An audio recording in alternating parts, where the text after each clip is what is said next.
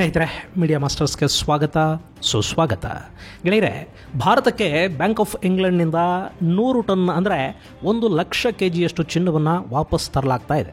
ಇದು ವಿದೇಶಿ ಬ್ಯಾಂಕ್ಗಳಲ್ಲಿ ಭಾರತ ಇಟ್ಟಿದ್ದ ಚಿನ್ನ. ಅದನ್ನು ಈಗ ಮತ್ತೆ ನಮ್ಮದೇ ದೇಶಕ್ಕೆ ತರ್ತಾ ಇದ್ದಾರೆ. ಇದು ದೇಶದ ಆರ್ಥಿಕ ಇತಿಹಾಸದಲ್ಲಿ ಒಂದು ದೊಡ್ಡ ಮೈಲಿಗಲ್ಲು, ಒಂದು ಹೆಮ್ಮೆಯ ವಿಷಯ ಅಂತ ಬಣ್ಣಿಸಲಾಗ್ತಾ ಇದೆ. ಜೊತೆಗೆ ಭಾರತದ ಚಿನ್ನದ ದಾಸ್ತಾನು ಕೂಡ ಇತ್ತೀಚೆಗೆ ಗಣನೀಯ ಪ್ರಮಾಣದಲ್ಲಿ ಏರಿಕೆ ಆಗ್ತಾ ಇದೆ. ನಮ್ಮ RBI ಅಂದರೆ ರಿಸರ್ವ್ ಬ್ಯಾಂಕ್ ಆಫ್ ಇಂಡಿಯಾದ ಲಾಭಾಂಶದಲ್ಲಿ ಕೂಡ ಏರಿಕೆ ಕಂಡು ಬರ್ತಾ ಇದ್ದು, ರಿಸರ್ವ್ ಬ್ಯಾಂಕ್ನ ಬ್ಯಾಲೆನ್ಸ್ ಶೀಟ್ ಇದೆಯಲ್ಲ, ಅದು ನಮ್ಮ ಪಕ್ಕದ ಪಾಕಿಸ್ತಾನ ಹಾಗೂ ಬಾಂಗ್ಲಾದೇಶ ಎರಡರ ಒಟ್ಟು GDPಗಿಂತಲೂ ಹೆಚ್ಚಿದೆ. ಹಾಗಾದ್ರೆ ಗೆಳೆಯರೆ, ಭಾರತ ತನ್ನ ಚಿನ್ನವನ್ನ ವಿದೇಶಗಳಲ್ಲಿ ಯಾಕೆ ಇಟ್ಟಿತ್ತು? ಈಗ 100 ಟನ್ ಚಿನ್ನ ವಾಪಸ್ ತರೋದು ತುಂಬಾ ಮಹತ್ವದ ವಿಷಯ ಅನ್ನಿಸ್ಕೊಳ್ತಾ ಇರೋದು ಯಾಕೆ? ಹಾಗೆ ಭಾರತ 1991ರಲ್ಲಿ ಅಡ ಇಟ್ಟಿತ್ತು ಅಂತ ಹೇಳಲಾಗುವ ಚಿನ್ನ ಏನಾಯಿತು? ಬನ್ನಿ ನೋಡೋಣ.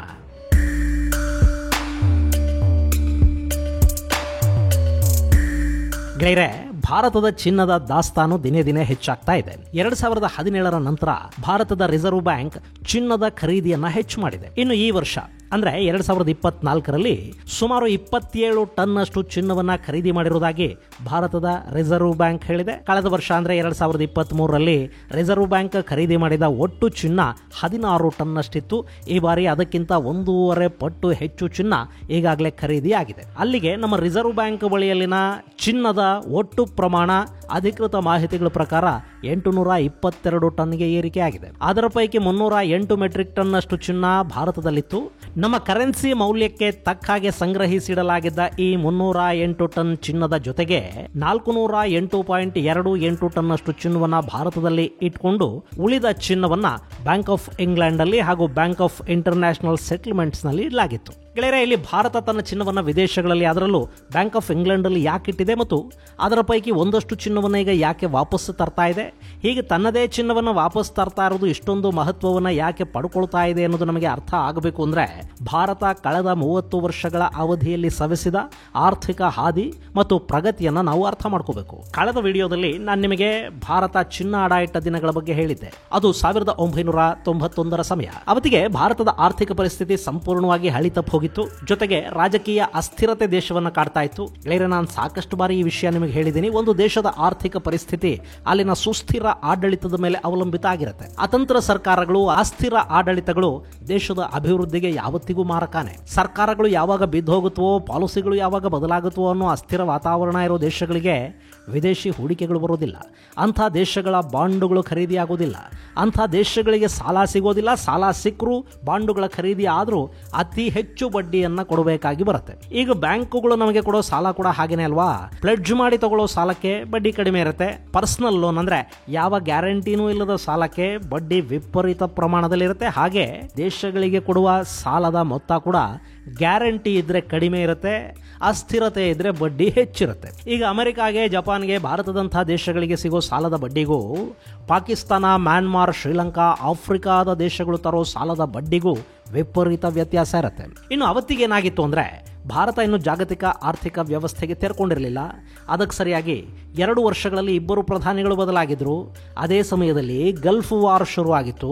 ಅದರ ಪರಿಣಾಮ ತೈಲ ಸಂಕಷ್ಟಕ್ಕೆ ದೇಶ ತುತ್ತಾಗೋ ಹಾಗೆ ಮಾಡಿತ್ತು. ಇಂಥ ಸಂದರ್ಭದಲ್ಲಿ ಬೇರೆ ಎಲ್ಲಿಂದಲಾದರೂ ತೈಲವನ್ನು ತರಿಸ್ಕೊಳ್ತೀವಿ ಅಂತ ಹೇಳೋದಕ್ಕೆ ಅಥವಾ ನಮಗೆ ಒಂದಷ್ಟು ಸರಕು ಸರಬರಾಜು ಮಾಡುವವರನ್ನ ಹುಡುಕೊಳ್ಳೋದಕ್ಕೆ ನಮ್ಮ ಹತ್ರ ಹಣ ಇರಬೇಕು. ಆದರೆ ನಮ್ಮ ಖಜಾನೆ ಸಂಪೂರ್ಣವಾಗಿ ಖಾಲಿಯಾಗಿತ್ತು. ಬರೀ 3 ವಾರಗಳ ಆಮದಿಗೆ ಮಾತ್ರ ಸಾಕಾಗುವಷ್ಟು ವಿದೇಶಿ ವಿನಿಮಯ ಸಂಗ್ರಹ ಅವತ್ತು ಭಾರತದ ಬಳಿ ಇತ್ತು. ಈ ಸಂದರ್ಭದಲ್ಲಿ ಭಾರತದ ಪ್ರಧಾನಿಯಾಗಿದ್ದವರು ಚಂದ್ರಶೇಖರ್. VP ಸಿಂಗ್ ಸರ್ಕಾರವನ್ನು ಉರುಳಿಸಿ ಚಂದ್ರಶೇಖರ್ ಪ್ರಧಾನಿಯಾಗಿದ್ರು. ಅವರಿಗೆ ರಾಜೀವ್ ಗಾಂಧಿ ನೇತೃತ್ವದ ಕಾಂಗ್ರೆಸ್ ಪಕ್ಷ ಬೆಂಬಲವನ್ನು ಕೊಟ್ಟಿತ್ತು. VP ಸಿಂಗ್ ಸರ್ಕಾರವನ್ನು ಕೆಡವೋದಕ್ಕಾಗಿಯೇ ಕಾಂಗ್ರೆಸ್ ಚಂದ್ರಶೇಖರ್ ಅವರಿಗೆ ಬೆಂಬಲವನ್ನು ಕೊಟ್ಟು ಅವರನ್ನು ಪ್ರಧಾನಿಯನ್ನಾಗಿ ಮಾಡಿತು. ಯಶವಂತ್ ಸಿನ್ಹಾ ಅವತ್ತು ವಿತ್ತ ಸಚಿವರಾಗಿದ್ರು. S ವೆಂಕಟರಮಣನ್ ಭಾರತದ ರಿಸರ್ವ್ ಬ್ಯಾಂಕ್ನ ಗವರ್ನರ್ ಆಗಿದ್ರು. ಅವತ್ತು ದೇಶ IMF ನಿಂದ ಸಾಲ ತರೋದಕ್ಕೆ ಮುಂದಾಯಿತು. ಅಲ್ಲಿ $755 ಮಿಲಿಯನ್ ಸಾಲ ಸಿಗುತ್ತು. ಆದರೆ ಅದು ಅವತ್ತಿಗೆ ನಮಗೆ ಸಾಕಾಗ್ತಾ ಇರಲಿಲ್ಲ. ಹೀಗಾಗಿ ಬೇರೆ ದೇಶಗಳ ಮುಂದೆ ಸಾಲಕ್ಕಾಗಿ ಕೈ ಚಾಚೋ ನಿರ್ಧಾರವನ್ನು ಸರ್ಕಾರ ತಗೊಳ್ತು. ಆದರೆ ಅದಕ್ಕೆ ಕೂಡ ನಮ್ಮ ಕಾನೂನುಗಳು ಅಡ್ಡಿ ಉಂಟು ಮಾಡ್ತಾ ಇದ್ವು. ಹೀಗಾಗಿ ವೆಂಕಟರಮಣನ್ RBI ಆಕ್ಟ್ಗೆ ತಿದ್ದುಪಡಿಗಳನ್ನು ಸಜೆಸ್ಟ್ ಮಾಡ್ತಾರೆ. ಆ ನಂತರ ನಮ್ಮಲ್ಲಿನ ಚಿನ್ನವನ್ನು ಮಾರಾಟ ಮಾಡಿ ಹಣ ತರುವುದು ಅನ್ನೋ ನಿರ್ಧಾರಕ್ಕೆ ಬರಲಾಗುತ್ತೆ. ಅದರ ಮೇಲೆ ಸಾಕಷ್ಟು ಚರ್ಚೆಗಳಾದ ನಂತರ ಚಿನ್ನ ಮಾರಾಟ ಮಾಡೋದು ಬೇಡ, ಬದಲಿಗೆ ಸ್ಮಗ್ಲರ್ಗಳಿಂದ ವಶಪಡಿಸಿಕೊಂಡ ಚಿನ್ನ ಏನಿದೆ ಅದನ್ನ ಅಡ ಇಟ್ಟು ಸಾಲ ತಂದು ಬಿಡೋಣ ಅನ್ನೋ ನಿರ್ಧಾರವನ್ನು ಮಾಡಲಾಯಿತು. ಇನ್ನೇನು ಎಲ್ಲ ಆಯಿತು, ಭಾರತದಲ್ಲಿ ಸೀಸ್ ಮಾಡಿದ್ದ ಚಿನ್ನ ಏನಿದೆ ಅದನ್ನು ಅಡ ಇಟ್ಟು ಸಾಲ ತರೋದಕ್ಕೆ ಅನುಮತಿಯನ್ನು ಕೊಡಬೇಕು ಅನ್ನೋಷ್ಟರಲ್ಲಿ ಚಂದ್ರಶೇಖರ್ ಅವರ ಸರ್ಕಾರಕ್ಕೆ ಕೊಟ್ಟಿದ್ದ ಬೆಂಬಲವನ್ನ ಕಾಂಗ್ರೆಸ್ ಹಿಂಪಡ್ಕೊಂಡು ಬಿಡ್ತು. ಗೆಳೆಯರೆ, ಹಂಗಿನ ಸರ್ಕಾರಗಳಿರಬಾರದು ಅಂತ ಹೇಳೋದು ಇದೇ ಕಾರಣಕ್ಕೆ. ಅಲ್ಲಿ ದೇಶ ಅನ್ನೋದಕ್ಕಿಂತ ರಾಜಕಾರಣಿಗಳ ಸ್ವಾರ್ಥಗಳು ಮುಖ್ಯ ಆಗಿಬಿಡುತ್ತವೆ. ದೇಶ ಆರ್ಥಿಕ ಸಂಕಷ್ಟದಲ್ಲಿತ್ತು. ಇನ್ನು 3 ವಾರಗಳಿಗೆ ನಮ್ಮ ವಿದೇಶಿ ಸಂಗ್ರಹ ಮುಗಿದು ಹೋಗ್ತಾ ಇತ್ತು. ಆನಂತರ ಆಮದು ಮಾಡ್ಕೊಳ್ಳೋದಕ್ಕೆ ಕೂಡ ನಮ್ಮ ಹತ್ರ ಒಂದು ಬಿಡಿ ಡಾಲರ್ ಉಳಿತಾ ಇರಲಿಲ್ಲ. ಅಂಥ ಸಂದರ್ಭದಲ್ಲಿ ಸರ್ಕಾರಕ್ಕೆ ಕೊಟ್ಟಿದ್ದ ಬೆಂಬಲವನ್ನು ಕಾಂಗ್ರೆಸ್ ಹಿಂದಕ್ಕೆ ತಗೊಂಡು ಬಿಡ್ತು. ಅದಕ್ಕೆ ಕಾರಣ ಏನು ಗೊತ್ತಾ? ರಾಜೀವ್ ಗಾಂಧಿ ಅವರ ವಿರುದ್ಧ ಚಂದ್ರಶೇಖರ್ ಬೇಹುಗಾರಿಕೆ ಮಾಡಿಸ್ತಾ ಇದ್ದಾರೆ. ಅದಕ್ಕಾಗಿ ಹರಿಯಾಣದ ಪೊಲೀಸ್ ಕಾನ್ಸ್ಟೇಬಲ್ ಒಬ್ಬರನ್ನ ರಾಜೀವ್ ಅವರ ಹಿಂದೆ ಬಿಟ್ಟಿದ್ದಾರೆ ಅನ್ನೋ ಆರೋಪ. ಸರಿ, 1991 ಮಾರ್ಚ್ 6ನೇ ತಾರೀಕು ಕಾಂಗ್ರೆಸ್ ಬೆಂಬಲವನ್ನು ವಾಪಸ್ ಪಡ್ಕೊಳ್ತು. ಸರ್ಕಾರ ಅಲ್ಪಮತಕ್ಕೆ ಬಿತ್ತು. ಯಾವಾಗ ಸರ್ಕಾರ ಬದಲಾಗ್ತಾ ಇದೆ ಅನ್ನೋದು ಗೊತ್ತಾಯ್ತೋ, ವಿದೇಶಿ ರೇಟಿಂಗ್ ಏಜೆನ್ಸಿಗಳು ಭಾರತಕ್ಕೆ ಕೊಟ್ಟಿದ್ದ ರೇಟಿಂಗನ್ನು ದಿಢೀರನೆ ಕಡಿಮೆ ಮಾಡಿತು. ಅಲ್ಲಿಗೆ ಸಾಲ ಸಿಗೋದಕ್ಕೆ ಇನ್ನಷ್ಟು ಕಷ್ಟಗಳು ಶುರು ಆದವು. ಭಾರತದಲ್ಲಿ ಚುನಾವಣೆಗಳು ಘೋಷಣೆ ಆದವು. ಆ ಸಂದರ್ಭದಲ್ಲೇ 20 ಟನ್ ಚಿನ್ನನ ಯೂನಿಯನ್ ಬ್ಯಾಂಕ್ ಆಫ್ ಸ್ವಿಟ್ಜರ್ಲ್ಯಾಂಡ್ನಲ್ಲಿ ಅಡ ಇಡೋ ಫೈಲಿಗೆ ವಿತ್ತ ಸಚಿವ ಯಶವಂತ್ ಸಿನ್ಹಾ ಸಹಿ ಹಾಕಿದ್ರು. ಮೇ ತಿಂಗಳಲ್ಲಿ ಚಿನ್ನಾನ ಇಟ್ಟು $200 ಮಿಲಿಯನ್ ಹಣವನ್ನು ತರಲಾಯಿತು. ಇನ್ನು ಭಾರತದಲ್ಲಿ ಚುನಾವಣೆಗಳು ನಡೆದವು. ಅದೇ ಚುನಾವಣಾ ಪ್ರಚಾರದ ಸಮಯದಲ್ಲೇ ರಾಜೀವ್ ಗಾಂಧಿ ಅವರ ಹತ್ಯೆ ಕೂಡ ನಡೆದು ಹೋಯಿತು. ಮುಂದೆ PV ನರಸಿಂಹರಾವ್ ಪ್ರಧಾನಿಯಾದರು, ಮನಮೋಹನ್ ಸಿಂಗ್ ವಿತ್ತ ಸಚಿವರಾದರು. ಆ ಸಂದರ್ಭದಲ್ಲಿ ಮತ್ತೆ 47 ಟನ್ ಚಿನ್ನವನ್ನು ಬ್ಯಾಂಕ್ ಆಫ್ ಇಂಗ್ಲೆಂಡ್ ಮತ್ತು ಬ್ಯಾಂಕ್ ಆಫ್ ಜಪಾನ್ಗೆ ಅಡ ಇಟ್ಟು ಇನ್ನೂ $400 ಮಿಲಿಯನ್ ಹಣವನ್ನು ಸಾಲದ ರೂಪದಲ್ಲಿ ತರಲಾಯಿತು. ಆನಂತರ ದೇಶದಲ್ಲಿ ಆರ್ಥಿಕ ಸುಧಾರಣೆಗಳಾದವು. PV ನರಸಿಂಹರಾವ್ ದೊಡ್ಡ ಮಟ್ಟದ ಸುಧಾರಣೆಗಳಿಗೆ ಕೈ ಹಾಕಿದರು. ಲೈಸೆನ್ಸ್ ರಾಜ್ ಹೋಯಿತು. ಲಿಬರಲೈಸೇಷನ್ಗೆ ಭಾರತ ತೆರೆಕೊಳ್ತು. ಅದಾದ ನಂತರ ಮತ್ತೆ ಸಮ್ಮಿಶ್ರ ಸರ್ಕಾರಗಳ ಅವಧಿಯಲ್ಲಿ ಸ್ವಲ್ಪ ಆರ್ಥಿಕ ಪ್ರಗತಿ ಕುಂಠಿತಗೊಂಡಂತೆ ಕಾಣ್ತಾದರೂ ಆ ನಂತರ ಮನಮೋಹನ್ ಸಿಂಗ್ ಅವರ ಅವಧಿ ಮತ್ತು ನರೇಂದ್ರ ಮೋದಿ ಅವರ ಅವಧಿಯಲ್ಲಿ ದೇಶ ಆರ್ಥಿಕ ಪ್ರಗತಿಯ ಕಡೆಗೆ ಹೆಜ್ಜೆ ಹಾಕ್ತಾ ಹೋಯಿತು. ಮನಮೋಹನ್ ಸಿಂಗ್ ಪ್ರಧಾನಿಯಾಗಿದ್ದ ಅವಧಿಯಲ್ಲಿ 2008ರ ಜಾಗತಿಕ ಆರ್ಥಿಕ ಕುಸಿತದ ನಡುವೆ ಕೂಡ ದೇಶ ತೀರಾ ಸಮಸ್ಯೆಗೇನು ತುತ್ತಾಗಲಿಲ್ಲ. ಹಾಗೆ ಮೋದಿ ಪ್ರಧಾನಿಯಾಗಿದ್ದ ಅವಧಿಯಲ್ಲಿ ಇಡೀ ಜಗತ್ತು ಚೈನಾ ವೈರಾಣುವಿನ ಸಂಕಷ್ಟವನ್ನು ನೋಡ್ತು. ಭಾರತ ಕೂಡ ಅದರಿಂದ ಹೊರತಾಗಲಿಲ್ಲ. ಆದರೂ ಭಾರತ ಬೇಗ ಚೇತರಿಕೆಯ ಹಾದಿಯಲ್ಲಿ ಹೆಜ್ಜೆ ಹಾಕ್ತು ಮತ್ತು ಕಳೆದ 3 ದಶಕಗಳ ಅವಧಿಯಲ್ಲಿ ಆರ್ಥಿಕವಾಗಿ ಭಾರತ ಸಾಕಷ್ಟು ಸುಧಾರಣೆಗಳನ್ನು ಕಾಣೋದಕ್ಕೆ ಕೂಡ ಸಾಧ್ಯ ಆಯಿತು.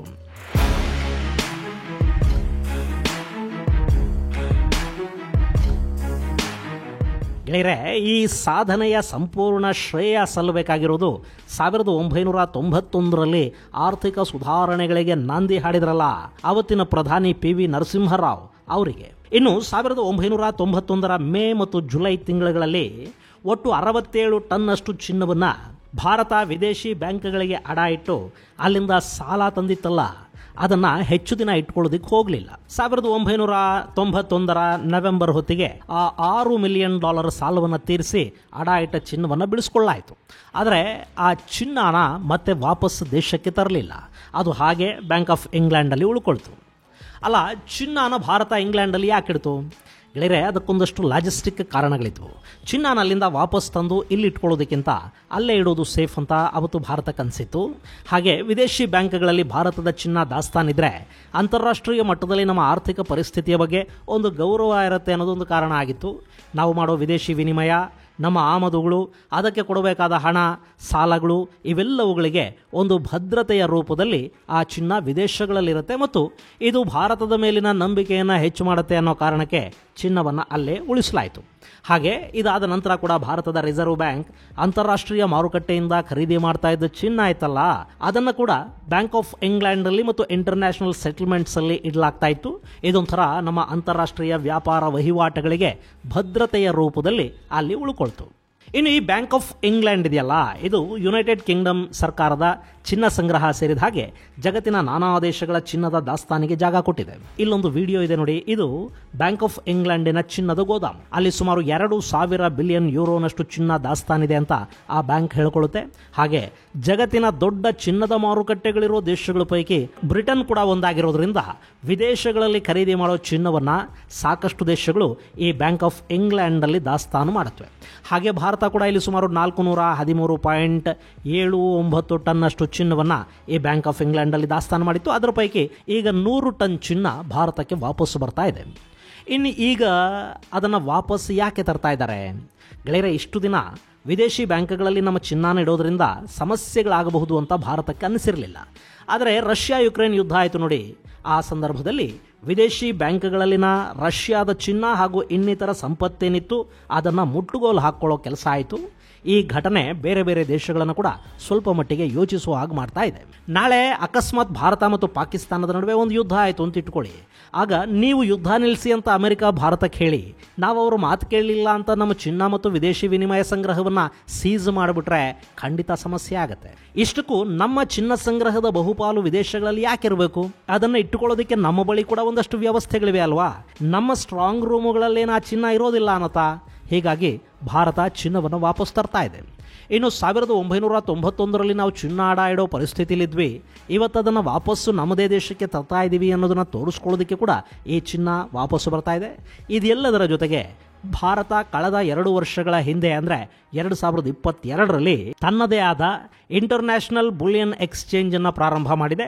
ಹೀಗಾಗಿ ನಮ್ಮಲ್ಲಿ ಚಿನ್ನದ ದಾಸ್ತಾನನ್ನು ಹೆಚ್ಚು ಮಾಡಿಕೊಳ್ಳೋ ಕಡೆಗೆ ಸರ್ಕಾರ ಗಮನ ಕೊಡ್ತಾ ಇದೆ. ಈ ಎಲ್ಲ ಕಾರಣಗಳಿಂದ ವಿದೇಶಗಳಲ್ಲಿದ್ದ ಚಿನ್ನದ ಪೈಕಿ ಅಲ್ಲಿ ಕೂಡ ಒಂದಷ್ಟು ಇಟ್ಟು 1 ಲಕ್ಷ ಕೆಜಿ ಚಿನ್ನವನ್ನು ಭಾರತಕ್ಕೆ ತರಿಸಿಕೊಳ್ಳಲಾಗ್ತಾ ಇದೆ. ಇನ್ನು ಗೆಳೆಯರೆ, ನಮ್ಮ ರಿಸರ್ವ್ ಬ್ಯಾಂಕ್ ಕೂಡ ಒಳ್ಳೆಯ ಲಾಭ ಮಾಡ್ತಾ ಇದೆ. ಕಳೆದ ವರ್ಷ ಸುಮಾರು 2.11 ಲಕ್ಷ ಕೋಟಿ ರೂಪಾಯಿಗಳಷ್ಟು ಲಾಭವನ್ನು ರಿಸರ್ವ್ ಬ್ಯಾಂಕ್ ದಾಖಲಿಸಿದೆ. ಹಾಗೆ ಅವರ ಬ್ಯಾಲೆನ್ಸ್ ಶೀಟ್ ಇದೆಯಲ್ಲ, ಅದರಲ್ಲಿ ಕೂಡ 11% ಏರಿಕೆ ದಾಖಲಾಗಿದೆ. ಅದು 70.48 ಲಕ್ಷ ಕೋಟಿ ಅಂದರೆ $844.76 ಬಿಲಿಯನ್ ಮುಟ್ಟಿದೆ. ಇದು ಎಷ್ಟು ಮೊತ್ತ ಗೊತ್ತಾ? ಪಾಕಿಸ್ತಾನ ಮತ್ತು ಬಾಂಗ್ಲಾದೇಶಗಳ ಒಟ್ಟು GDPಗಿಂತ ಹೆಚ್ಚು. ಪಾಕಿಸ್ತಾನದ GDP $374 ಬಿಲಿಯನ್, ಹಾಗೆ ಬಾಂಗ್ಲಾದೇಶದ GDP $460 ಬಿಲಿಯನ್. ಈ ಎರಡೂ ಸೇರಿದರೆ $836 ಬಿಲಿಯನ್ ಆಗುತ್ತೆ. ಆದರೆ ನಮ್ಮ ರಿಸರ್ವ್ ಬ್ಯಾಂಕ್ನ ಬ್ಯಾಲೆನ್ಸ್ ಶೀಟ್ ಇದೆಯಲ್ಲ, ಅದು $844.76 ಬಿಲಿಯನ್. ಇದು ಗೆಳೆಯರೆ, ಭಾರತ ವಿದೇಶಗಳಲ್ಲಿ ಚಿನ್ನ ಇಟ್ಟಿದ್ದು ಯಾಕೆ ಮತ್ತು ಅದನ್ನೀಗ ವಾಪಸ್ ಯಾಕೆ ತರ್ತಾ ಇದೆ ಅನ್ನೋದರ ಕುರಿತಾದ ಒಂದಷ್ಟು ಮಾಹಿತಿ ಮುಂದಿನ ಸಂಚಿಕೆಯಲ್ಲಿ ಮತ್ತಷ್ಟು ವಿಶೇಷಗಳ ಜೊತೆ ಮತ್ತೆ ಭೇಟಿಯಾಗೋಣ. ಅಲ್ಲಿವರೆಗೆ ಜೈ ಹಿಂದ್, ಜೈ ಕರ್ನಾಟಕ.